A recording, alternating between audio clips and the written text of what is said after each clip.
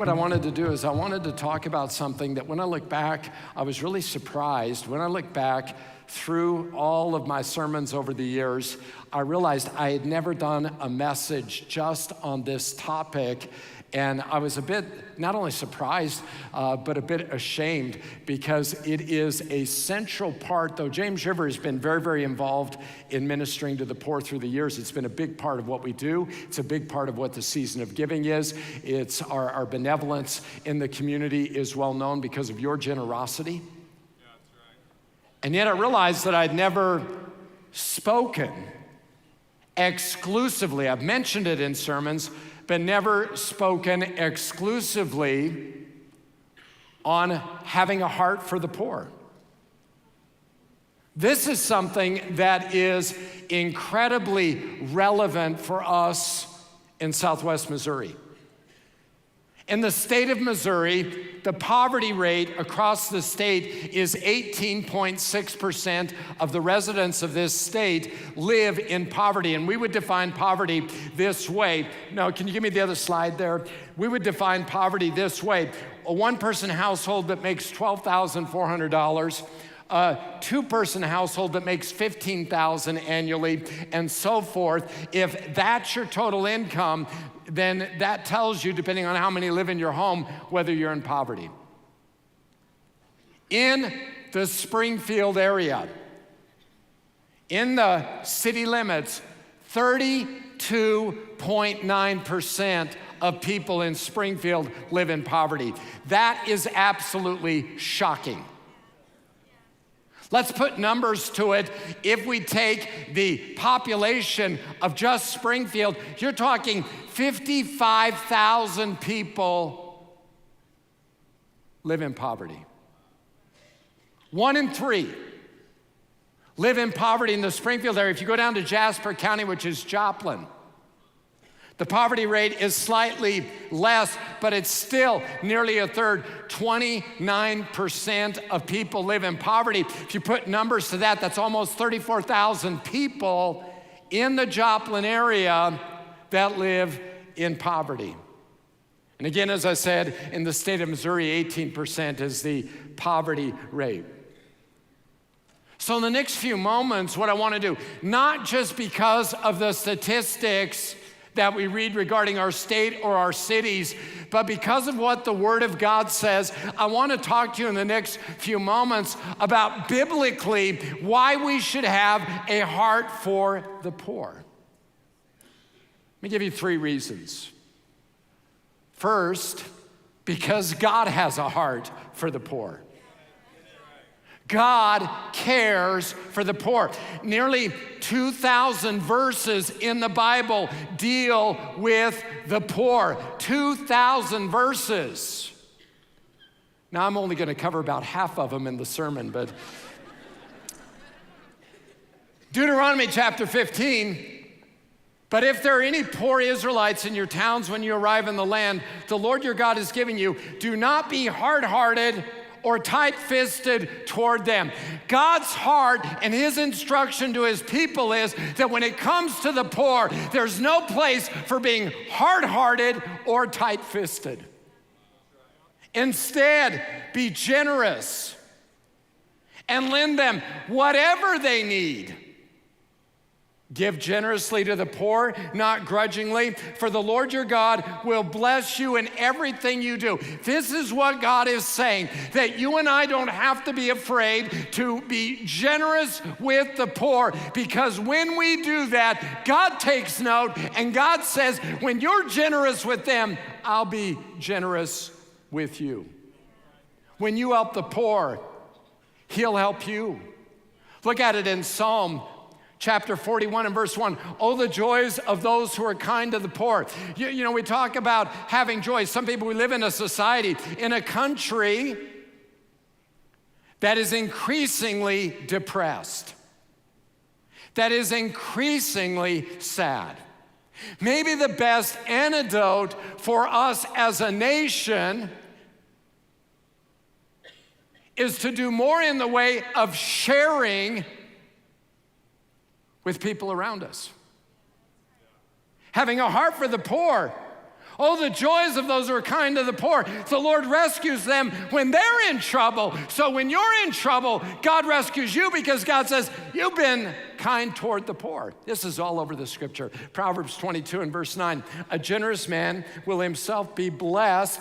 Why? For he shares his food with the poor. One of the marks of generosity is not just what we give the Lord. Now, let me say this. When we're talking about giving to the poor, the tithe, the first 10% of our income belongs to the Lord, belongs to his house, is for the maintenance of the house of God, the ministries that take place, the discipling of children, the discipling of adults, the preaching of the gospel. So we tithe, but then over and above that, there's missions offerings, there's alms, which ALMS, which is gifts to the poor. And what God says is that we're more generous in our gifts to the poor, what we do for the poor. God says we're going to be blessed. Proverbs chapter 28, verse 27, whoever gives to the poor will lack nothing, but those who close their eyes to poverty will be cursed. In other words, when you see a need, there has to be this awareness. God is watching you and I as we're watching people. And when we see a need, if we turn away from the need and we're like, oh, I didn't see that, or I don't want to see that, or I don't want to look, or I'm going to ignore that, or I'm not going to think about it because I'm so busy thinking about myself, then what happens is it automatically removes us from a place of blessing in the eyes of the Lord. Here's another verse, Proverbs 19 and verse 17. If you help the poor, you're lending to the Lord. When you give money to the poor, when you help the poor, God views it this way. It's like you lend it to him. You didn't just give it to them, you gave it to him. Remember that, because we're going to deal with that at the end of the message when we come to Matthew 25. Jesus is going to say, when you did it to the least of these, my brothers, you did it unto me. God says, when you help the poor, it's like you helped him. God says, Jesus says, when you did something for somebody who was poor and in need, it's like you did it for him. If you help the poor, you're lending to the Lord, and he will, watch this, repay you. How many know God is going to repay you back more than 100%? That God is going to do more for you than you ever do for him. That God is never going to owe a man or a woman anything. Proverbs 21, verse 13. Those who shut their ears to the cries of the poor will be ignored in their own time of need. Listen, if you want to make sure God hears you, make sure your ears are attentive to the poor, that you're hearing the cry of the poor. Proverbs 14, those who oppress the poor insult their maker, but helping the poor honors him.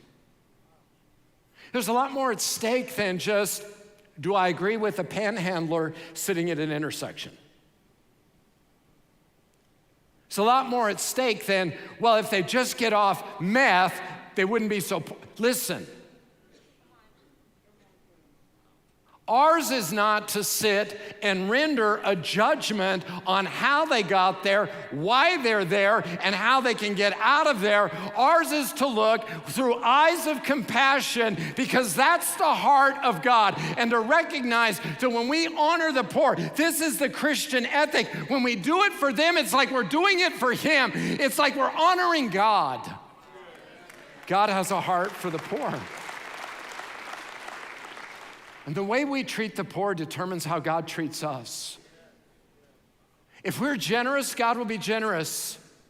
But if we hold back, God will hold back. This is God's heart for the poor. When you go to the New Testament, you see it again. Jesus announces his gospel ministry with this declaration. Listen to it. Luke chapter 4, verse 18. He gets up in the synagogue. He unrolls the scroll. He's going to read for that day, the reading for that day. So it's not like he's thumbing through the scroll, trying to find the place. No, he's at the right time, at the right place. God has him in Nazareth. He unrolls the scroll, and these are the first words he speaks. The Spirit of the Lord is upon me, for he has anointed me to bring good news to the poor.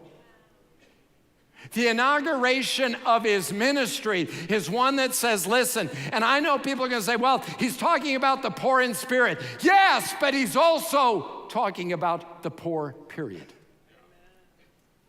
He starts with that. It's a part of his ministry, though he is living the life of an itinerant preacher, dependent upon offerings. He's taking the offerings he receives, and he's directing that they be given to the poor. We know that because we read this about Judas in John chapter 13.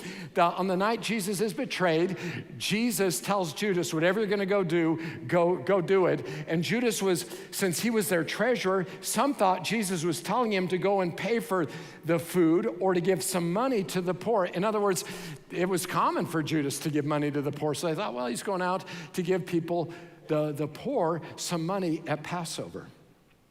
Here's something that's very interesting in Galatians, because you see how the apostles, how the early church thought about the poor. Paul has been preaching the gospel. Paul's concern is, as he's preaching the gospel, because he hasn't had any meaningful sit-downs with the apostles, because he's gotten his gospel personally from the Lord Jesus Christ on Mount Sinai in Arabia, and now he's preaching the gospel, and Paul's concern is, I hope that as I'm preaching the gospel, my gospel's matching their gospel. Paul is a man who wants unity. So he goes to Jerusalem. He meets with James, Peter, and John. This is Paul telling that. They encouraged us to keep preaching to the Gentiles while they continued their work with the Jews. Their only suggestion was that we keep on helping the poor, which I have always been eager to do. In other words, here's the take on the apostles. Yes, preach the gospel, but don't forget the poor. How important is our care for the poor, our awareness of the poor, our ministry to the poor, then that the apostles are saying, listen, yes, get out there, preach the gospel, but whatever you do, don't forget the poor, because if you forget the poor, something has been lost in your preaching of the gospel. We can never get to a place as believers where all we care about, though it is the most important, to preach the gospel. But we cannot lose sight of our responsibility to the poor. So we should have a heart for the poor because God has a heart for the poor. It's the second thing I want you to notice. Every person is valuable and precious in God's sight. Every human being is made in the image of God. That's what makes human beings different from animals. Animals don't have a spirit that has eternality and the ability to relate to God in the same way. They're not made in the image of God. Now, I realize that's probably another article for the news leader, but it's true.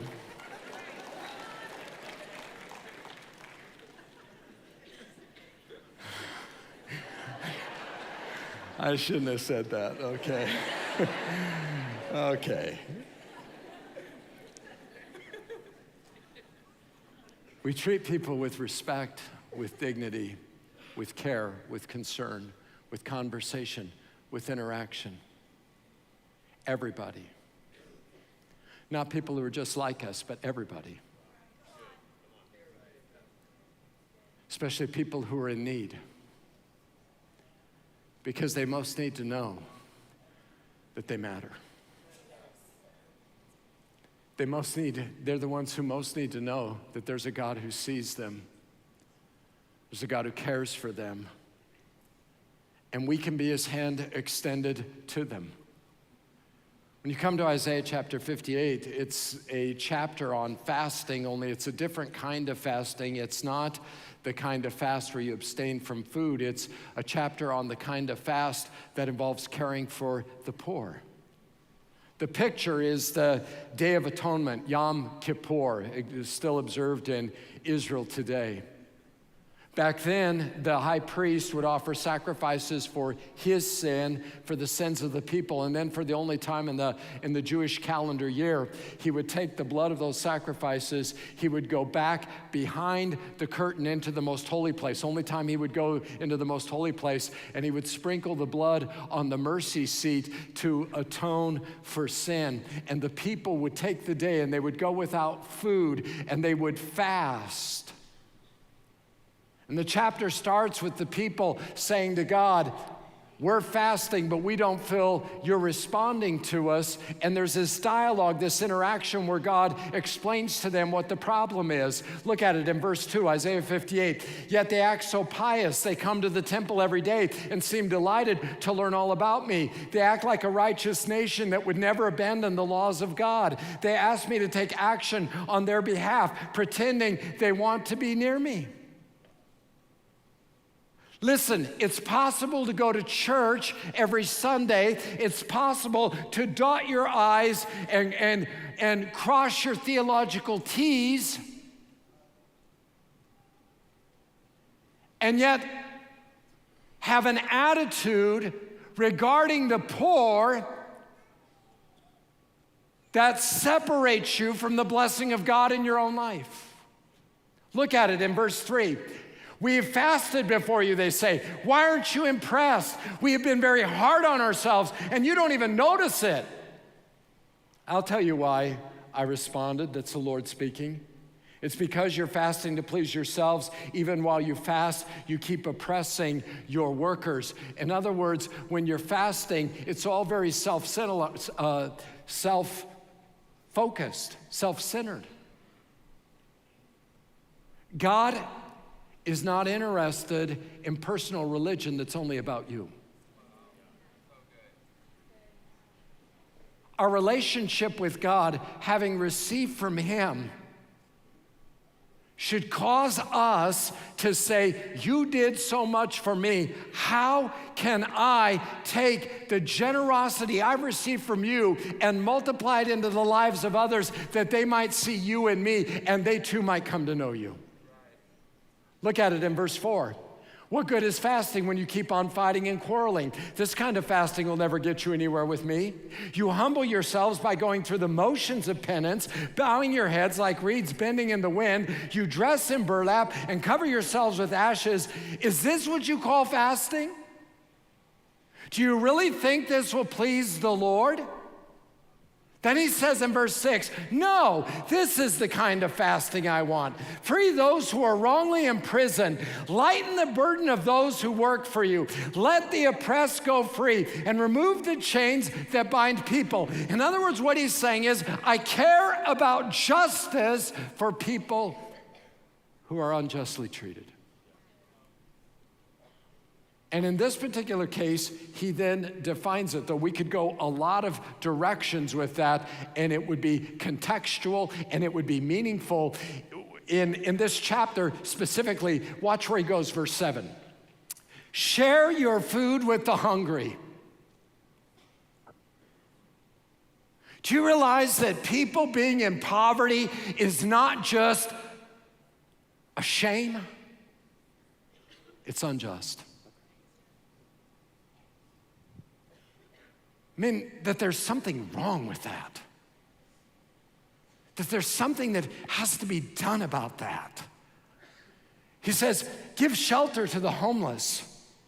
Give clothes to those who need them, and do not hide from relatives who need your help. Now, I want to take just a moment, and because as do not hide from relatives who need your help, you know, it would go without saying that you would help those who are near you, your family members. That when it comes to helping the poor, if you have family members who are poor, you have a responsibility to help them, biblically speaking. In fact, in 1 Timothy chapter 5 and verse 8, if anyone does not provide for his relatives, and especially for members of his household, he has denied the faith. In other words, you're worse than an unbeliever. It's like you don't even know Christ. So there is that responsibility to those to whom we are related. But what he's talking about here is he's saying, I want you to act justly, and justice means that verse 7, you share your food with the hungry, you give shelter to the homeless, and to what degree, how do you do that? Look at it in verse 10. Pour yourself out for the hungry. I mean, in other words, there is a giving that is just like pouring it, not measuring it out, not, listen, should you put coins in the red kettles? Sure, that's great. But what I want to do is keep anybody from the illusion that somehow because you put 2 quarters in the kettle, you've cared for the poor. That's not what we're talking about here. I also think it could be safe to say that because you gave in a season of giving offering, or because you gave money to Victory Mission, or Ozarks Food Harvest, or Crosslines, or any number of the incredible agencies, and we're very blessed in this area to have so many agencies that minister to people, the idea is that you pour yourself out, and we're not just talking about money, we're talking about you. That what God is calling us to is not just a writing of the check, though that is important because it takes money to help people. But there's not just a writing of the check, there's the extending of compassion by way of personal interaction and conversation with people that engages people as human beings.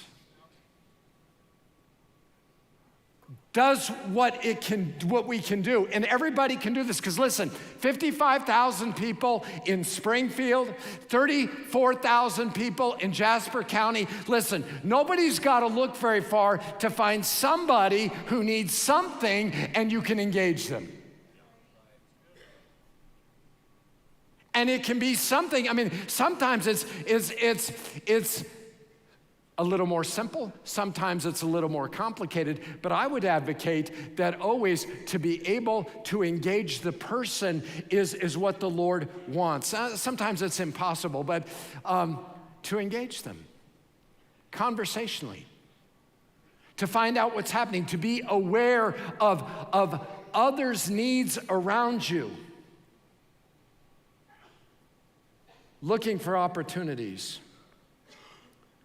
The poor need money. There's no question about that. But more than money, they need to know they have value.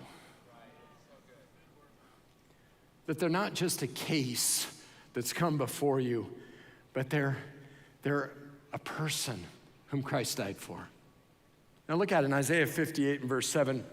Share your food with the hungry, give shelter to the homeless. And now what it does is it amplifies this. Give to others, give to those who need them, and do not hide from relatives who need your help. 2 things I would say. First of all, do not hide. What we're talking about is availability. Sometimes, as I said, you can find yourself in a place where you're looking the other way. You're like, I don't know that I can do anything about that. I don't know if I want to do anything about that, so I'm not going to do anything about that. So we kind of look and think about other things. You're at the intersection, and so instead of engaging, helping, doing something, you're like, I think I'm going to call my wife, and so you're dialing the phone or you're looking away. The idea is that we would not, we would be, let me put it this way, we'd be a first responder. That's what Christians are called to be. We're first responders. Here's the thing about a first responder. When a first responder comes up on the scene of an accident, they're not getting their little tape measure out to measure how long the skid marks are so they can figure out who they're going to treat first and how much treatment they're going to give them. The first responder comes and says, people are injured, people are dying, I'm going to help them, and I'm going to give them all the help I can possibly give them to be able to save them. Listen, when we're seeing people where they're at, then we're the first responder.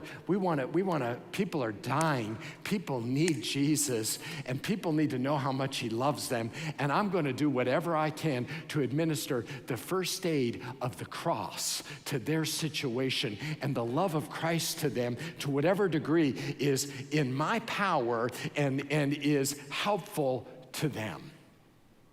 But then would you notice it says, and do not hide from relatives. That's a really unfortunate, very unusual translation, because everywhere else that phrase is translated in the Hebrew, it says, and proclaim to the people. The idea is that not so much relatives, the Jewish people would have understood they care for their relatives. The issue is that when you and I are offering compassion, what we're doing is we're proclaiming to people that we are one with those people, and that is a very, very valuable thing. That we're acknowledging that, listen, we are one race. We're the human race. And I don't care what the color of your skin is. I care about you because you are made in the image of God. And we may be from different backgrounds. We may have a different set of values, but we can agree on this. We're human beings, and I love you, and I care for you. Christ died for me, and he died for you, and I want you to know it. And whatever I have to do to demonstrate his love for you, I'm going to do it within my power. I'm going to pour myself out. The idea is that we recognize our oneness, and when out of that, proclaim to them that. Proverbs chapter 22 and verse 2 says this, the rich and the poor have this in common, the Lord made them both. Which certainly reminds us nobody's better than anybody else. You may have more in the grace of God and the care of God than the person beside you, or the people you're going to meet in this month as you shop, or as you travel places, or as you work. But God made you and God made them, and we're all part of the human family. And because of that, we have a responsibility to people around us. In a sense, we treat them as if they were our own family. Because they are. There's a third thing I want you to see. God has a heart for the poor. People are valuable. And number 3, we were poor, and God graciously and generously gave to us. So on the Day of Atonement, the priest is offering the sacrifice, and then the people are fasting. And what it was to say to them was, it was to remind them that on their own they could never save themselves, that all their good works, all of their nice thoughts would never make them right before God. There had to be blood sacrifice pointing to Jesus Christ, who would be the sacrifice to end all sacrifices. And then there would be this humble acknowledging that, you know what, I'm a sinner.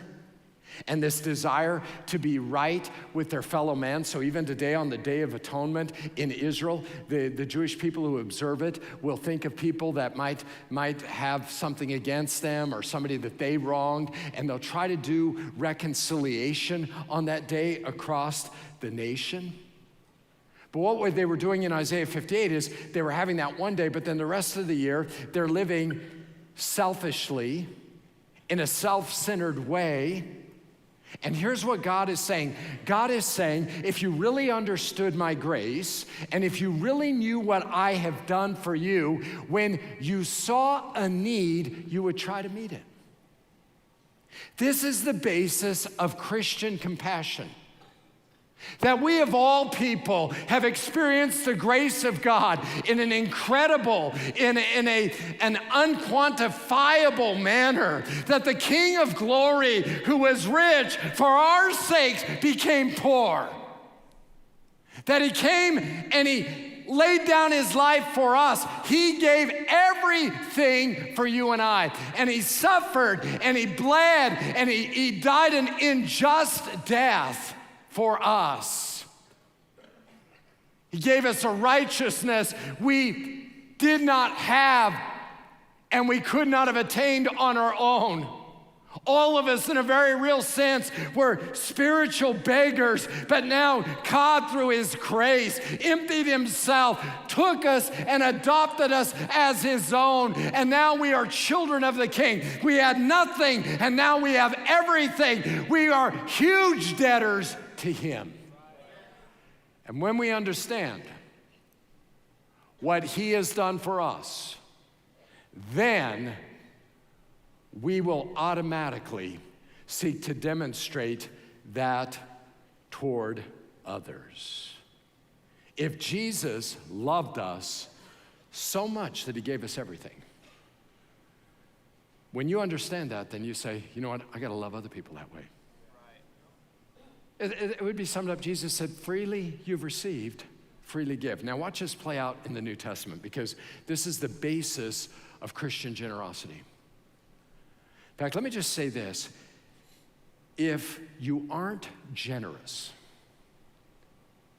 it's because you do not understand the gospel. You say, oh, I understand the gospel. If you're not generous, you don't understand it. You can say it, you got it up here, you don't have it here. You understood He died for you. You just don't understand the enormity of the gift that was. You don't understand the poverty that you had. You don't understand the gospel, because when a person understands the gospel, to the degree you and I understand the gospel is the degree to which we will operate in generosity. Look at it, 1 John chapter 3, verse 16. We know what real love is because Jesus gave up His life for us. So when we really understand what Jesus did and the enormity of His gift, watch this, so we also ought to give up our lives for our brothers and sisters.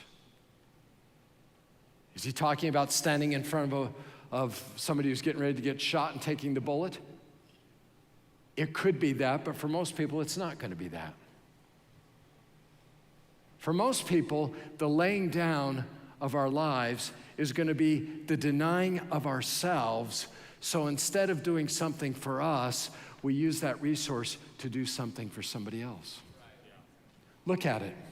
If someone has enough money to live well and sees a brother or sister in need, but shows no compassion, how can God's love be in that person? I mean, if when you see people around you and they're hurting and they're suffering, and you're like, well, that's too bad. Or worse. I saw a help wanted sign up the road. If you want a job, get one.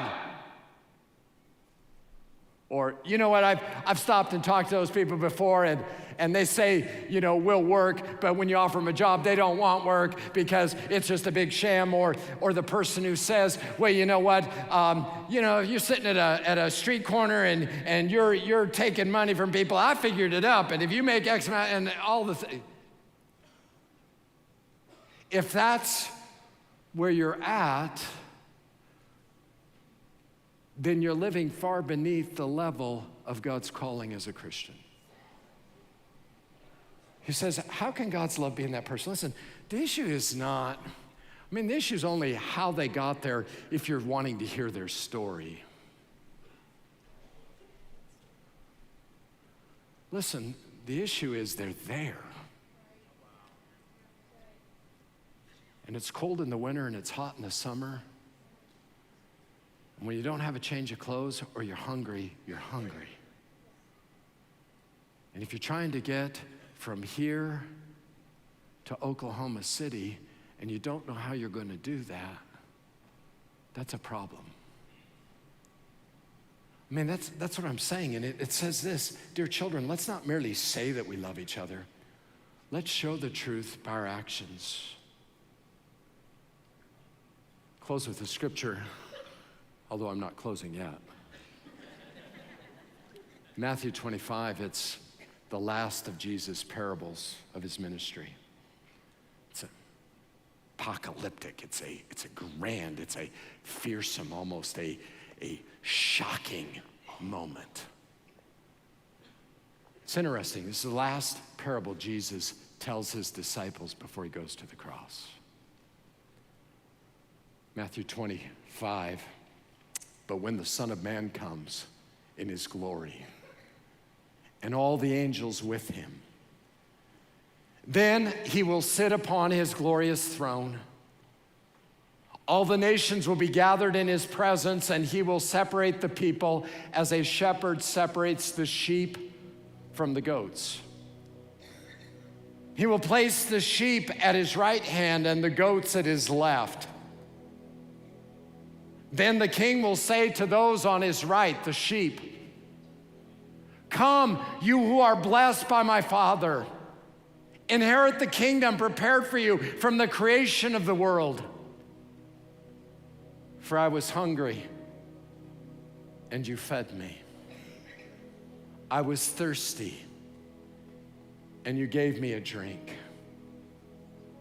I was a stranger, and you invited me into your home.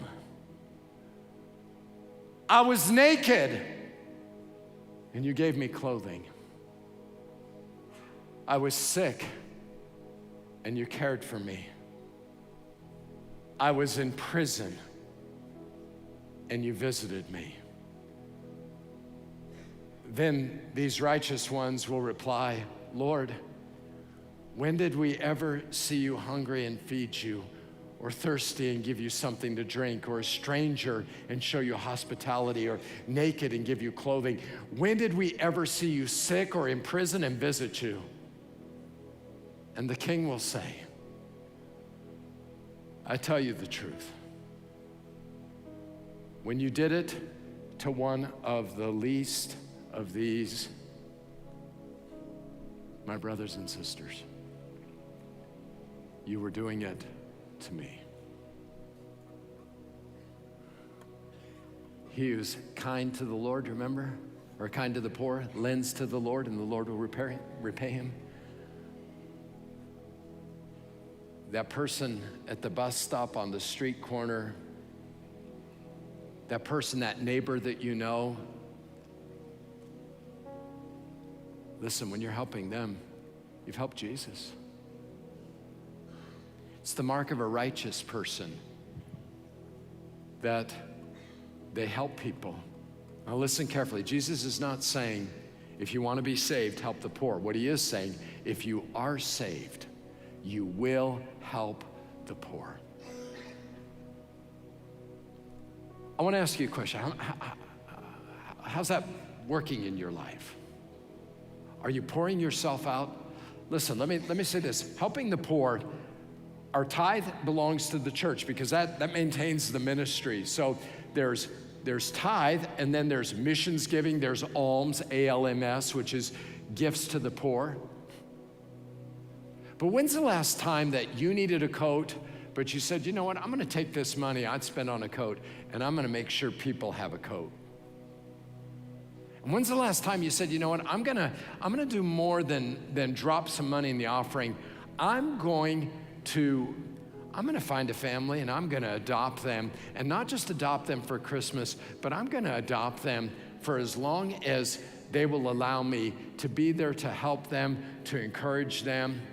And I'm not doing it, I hope it is beneficial over time, because I'm telling you, in most instances, it will be some. You won't ever see it this side of heaven. But the call is to pour ourselves out. Let me encourage you, give through the church, give to the other agencies that help people, but don't let that keep you from personally interacting with people in need. I close with a portion of a message that Robert Murray McCheyne, great Scottish preacher in the 1800s, preached in the 1830s to his congregation from the biblical text, "It is more blessed to give than to receive." McCheyne said this, "Now, dear Christians, some of you pray to be made in the image of Christ. If so, you must be like him in giving. Though he was rich, for our sakes he became poor. Objection. My money is my own. Answer. Christ might have said, my blood is my own, my life is my own. Then where should we have been? Objection. The poor are undeserving. Answer. Christ might have said the same thing. They are wicked rebels against my Father's law. Shall I lay down my life for these? But no, he gave his blood for the undeserving. Objection. The poor may abuse it. Answer. Christ might have said the same with far greater truth. Christ knew that thousands would trample his blood under their feet, that most would despise it, that many would make it an excuse for sinning more, yet he gave his own blood. Oh, my dear Christians, if you would be like Christ, give much, give often, give freely to the poor, the thankless, and the undeserving. Christ is glorious and happy, and so you will be. It is not your money I want, but your happiness. Remember his own word. It is more blessed to give than to receive.